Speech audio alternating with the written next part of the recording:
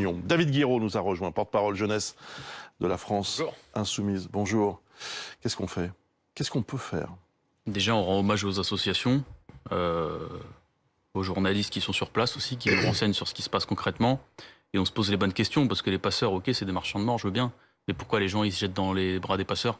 Pourquoi les gens empruntent des chemins dont ils savent pertinemment qu'ils sont risqués, voire mortels?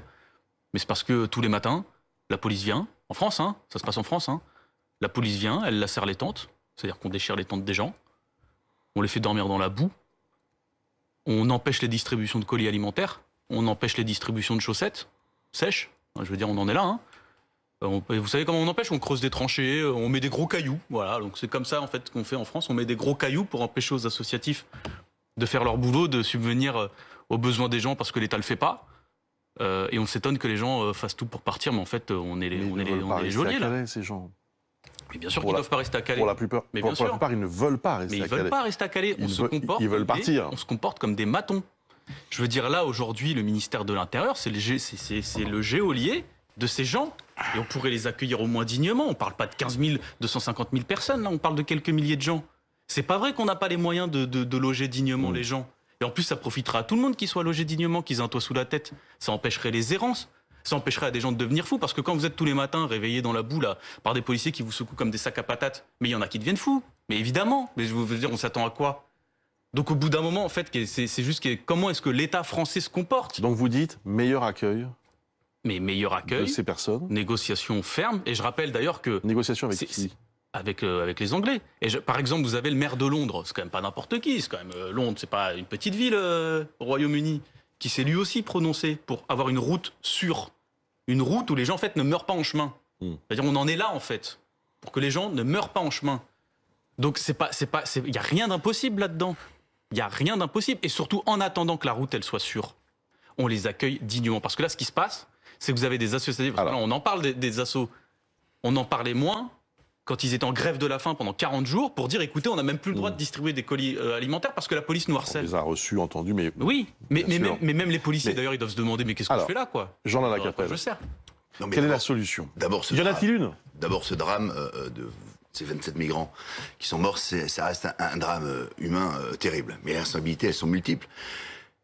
Elles sont au moins à 3 niveaux. Les passeurs, d'une part, en effet, qui font de la traite d'êtres humains, du trafic d'êtres humains et qui font tout un business aujourd'hui en exploitant la misère d'un certain nombre de ces migrants. Il y a aussi certaines associations pro-immigration qui profitent de subventions de la part de collectivités, donc d'argent public, et qui sont en lien avec ces passeurs, et parfois qui sont complices d'ailleurs de ces trafics d'êtres humains. Ça a été le cas à un moment des SOS Méditerranée. Et puis, il y a un troisième niveau de responsabilité, sont tous ces gouvernements successifs qui sont responsables de l'immigration massive que nous subissons, qui ont créé les conditions aussi, et ces pompes aspirantes qui font que ces gens croient qu'ils vont trouver chez nous un Eldorado, et qui ont transformé la France en guichet social. Non, qu'est-ce qu'il faut faire? Qu'est-ce qu'il faut faire?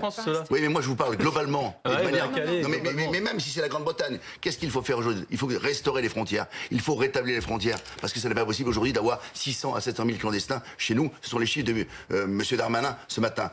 Il faut rétablir les frontières, il faut réformer la procédure de demande d'asile, il faut arrêter l'immigration, il faut arrêter les régularisations, et puis il faut expulser, comme l'a fait la Pologne, les clandestins chez eux, parce que la dignité humaine, c'est ça aussi, c'est de permettre aux gens de repartir chez eux et de vivre dans leur famille et dans leur communauté. Le gouvernement britannique propose à la France des patrouilles de police communes sur la côte française, longeant la Manche, pour empêcher ce genre de drame. Est-ce que ça peut être une solution? Une des solutions. C'est d'un cynisme absolu. C'est d'un cynisme absolu. Je voudrais d'abord rendre hommage, comme l'a fait M. Guiraud, aux associations en effet qui agissent sur place et également aux sauveteurs en mer. C'est eux qui sont allés récupérer les 27 corps cette nuit.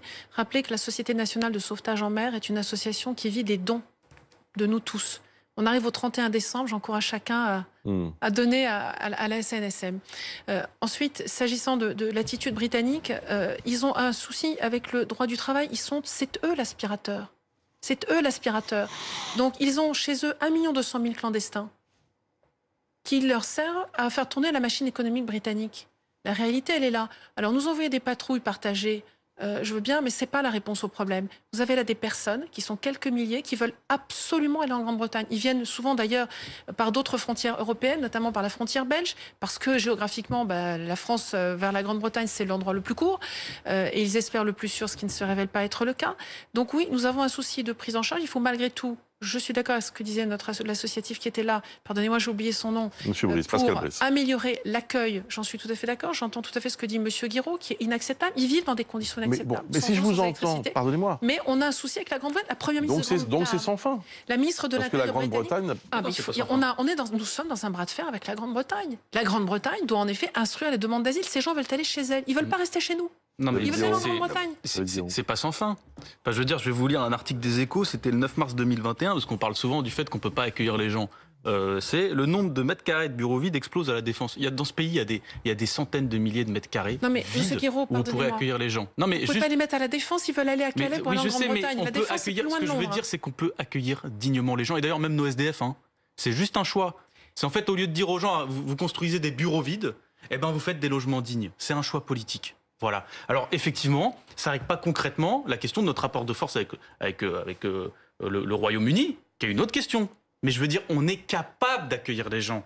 Et Moi, je le dis. Non, mais je réponds pas à vous particulièrement, Madame Jeunet. J'ai pas grand-chose à redire à ce que vous avez dit. Je suis plutôt d'accord en vérité.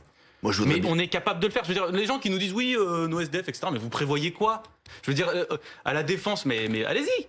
Réquisitionner des bureaux vides si vous voulez vraiment accueillir les SDF. C'est ça, si c'est ça, les SDF blancs, etc. On peut accueillir tout le monde dignement parce qu'il n'y a pas d'explosion. Je le dis, à Calais, c'est juste quelques milliers de personnes.